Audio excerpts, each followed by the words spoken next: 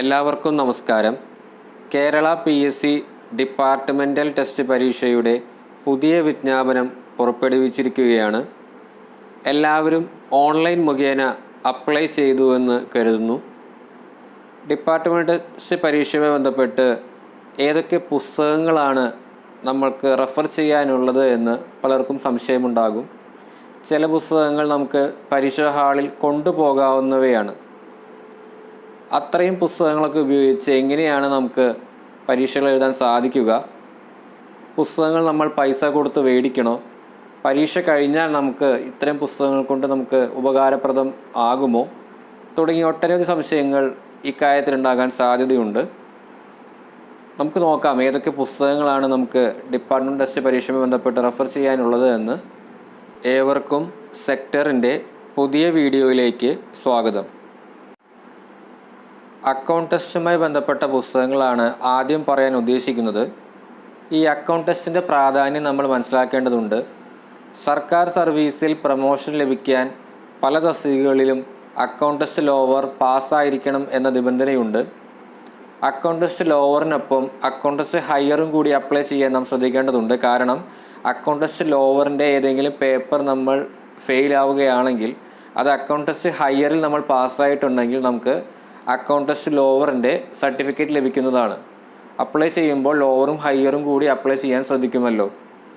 Account ടെസ്റ്റിൽ വരുന്ന പേപ്പറുകളാണ് ചുവടെ കൊടുത്തിട്ടുള്ളത്. Kerala service rules, Kerala financial code, Kerala treasury code, introduction to Indian government accounts and audit.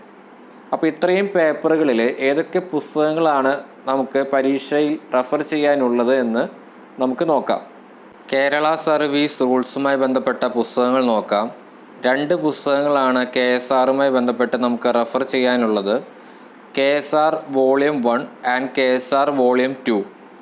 KSR volume 1ൽ general service conditions and travelling അലവൻസിനെ കുറിച്ച് പ്രതിപാദിക്കുന്നു. KSR വോളിയം 2ൽ പെൻഷനെ പറ്റി പ്രതിപാദിക്കുന്നു. KSRൻ്റെ ചോദ്യങ്ങളെ നമുക്ക് 2 രീതിയിൽ തരംതിരിക്കാം. പ്രോബ്ലമാറ്റിക് ക്വസ്റ്റ്യൻസ് എന്നും നോൺ പ്രോബ്ലമാറ്റിക് ക്വസ്റ്റ്യൻസ് എന്നും. പ്രോബ്ലമാറ്റിക് ക്വസ്റ്റ്യൻസ് എന്ന് പറഞ്ഞാൽ പരീക്ഷാ പേപ്പറിൽ നമുക്ക് പെൻഷൻ, ട്രാവലിംഗ് അലവൻസ്, സാലറി തുടങ്ങിയവ കാര്യങ്ങൾ കണ്ടുപിടിക്കാനായിട്ടുള്ള ധാരാളം ചോദ്യങ്ങൾ ചോദിക്കാൻ സാധ്യതയുണ്ട്. അപ്പോൾ ഇവയെല്ലാം പ്രീവിയസ് ക്വസ്റ്റ്യൻ പേപ്പറുകൾ നിരന്തരം വർക്കൗട്ട് ചെയ്യുന്നതിലൂടെ ധാരാളം പ്രാക്ടീസ് നടത്തി നമുക്ക് ഉത്തരത്തിലെത്താവുന്നവയാണ്. കൂടാതെ നോൺ പ്രോബ്ലമാറ്റിക് ക്വസ്റ്റ്യൻസ് എന്ന് പറഞ്ഞിട്ട് നമുക്കൊരു 50% കൂടുതൽ ചോദ്യങ്ങൾ ഉണ്ടായിരിക്കും. അപ്പോൾ അതിൽ ബേസിക് ഡെഫിനിഷനുകളും കാര്യങ്ങളൊക്കെയാണ് ചോദിക്കാൻ സാധ്യതയുള്ളത്.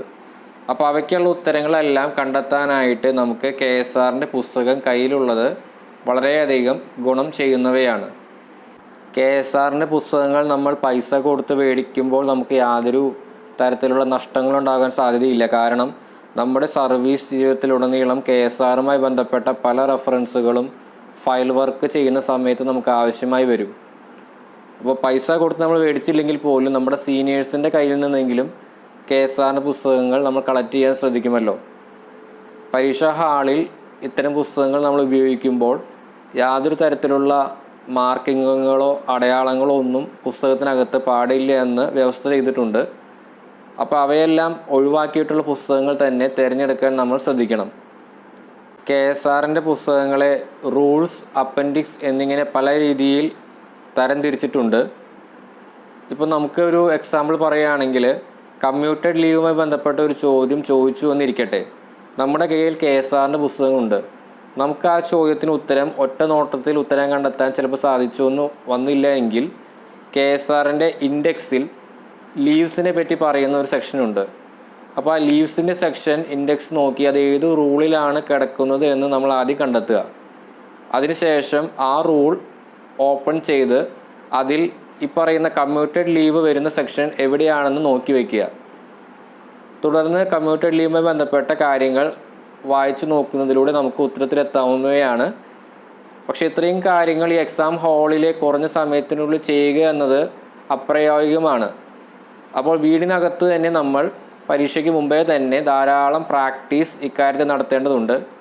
പ്രീവിയസ് ക്വസ്റ്റ്യൻ പേപ്പർ വെച്ച് ഇൻഡെക്സ് നോക്കി എങ്ങനെയാണ് കണ്ടെത്തുക എന്നുള്ളത് സ്വയം പ്രാക്ടീസ് ചെയ്യുക. നമ്മുടെ ചാനലിൽ ധാരാളം പ്രീവിയസ് ക്വസ്റ്റ്യൻസ് അപ്ലോഡ് ചെയ്ത് വരുന്നുണ്ട്. അവയെല്ലാം നിങ്ങൾ പരമാവധി ഉപയോഗപ്പെടുത്തുമല്ലോ. അടുത്തതായി കേരള ഫിനാൻഷ്യൽ കോഡുമായി ബന്ധപ്പെട്ട പുസ്തകങ്ങൾ പരിചയപ്പെടാം.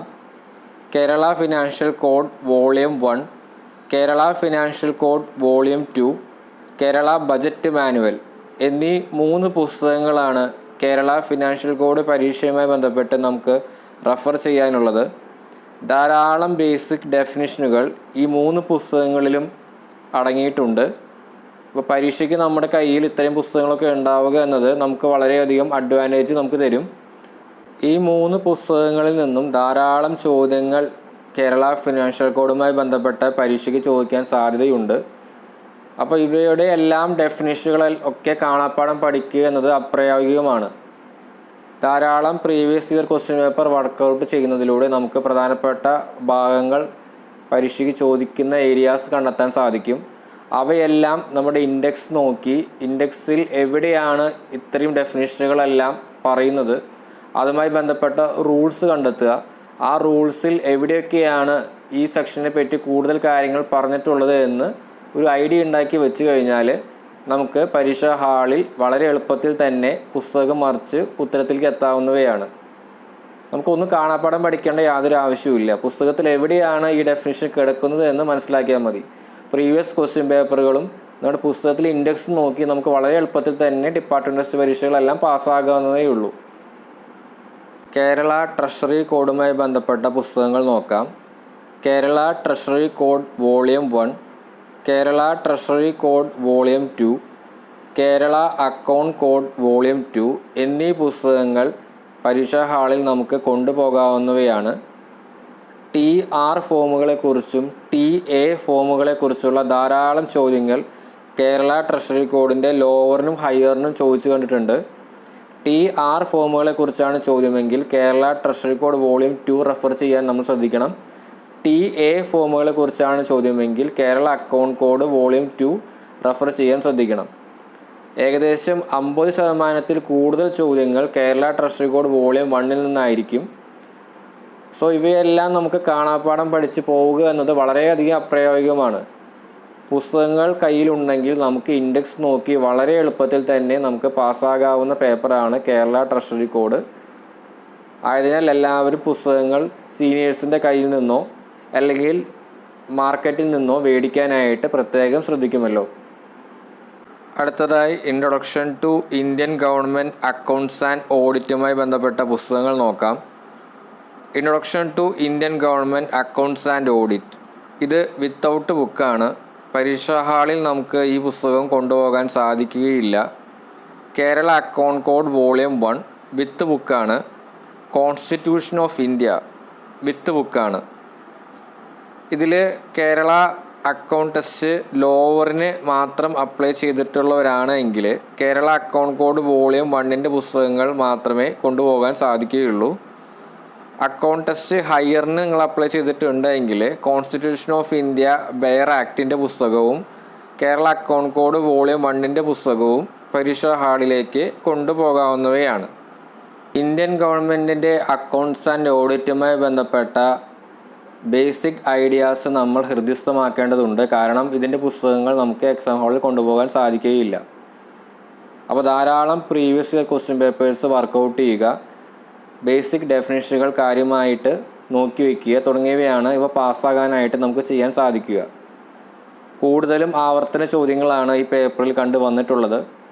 കേരള അക്കൗണ്ട് കോഡ് വോളിയം 1 കയ്യിൽ കരുതാൻ എല്ലാവരും ശ്രദ്ധിക്കുമല്ലോ. കോൺസ്റ്റിറ്റ്യൂഷൻ ഓഫ് ഇന്ത്യ നമ്മൾ ഓൾറെഡി PSCക്ക് പഠിക്കുമ്പോൾ ബേസിക് ഐഡിയാസ് നമ്മൾ പഠിച്ചു വെച്ചിട്ടുള്ളവയാണ്. നിരവധി ആർട്ടിക്കിളുകളിൽ എന്തൊക്കെയാണ് പറഞ്ഞിട്ടുള്ളത് തുടങ്ങി ബേസിക് കാര്യങ്ങളാണ് കൂടുതലും ചോദിച്ചു കണ്ടിട്ടുള്ളത്.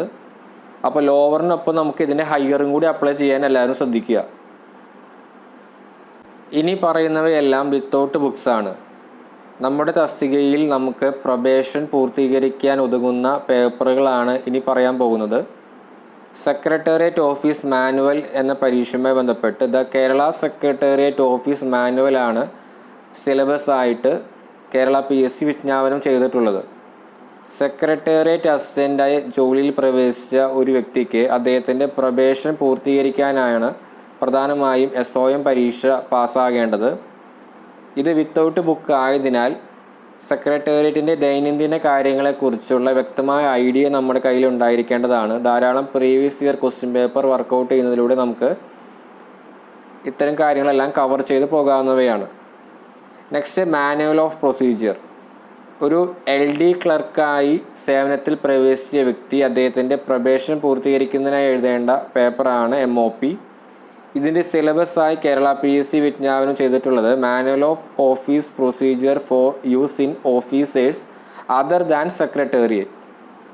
അപ്പോൾ ഇതിൻ്റെയും ധാരാളം previous year question papers workout ചെയ്യുന്നതിലൂടെ നമുക്ക് ഇതിൻ്റെ സിലബസും കവർ ചെയ്യാവുന്നവയാണ്.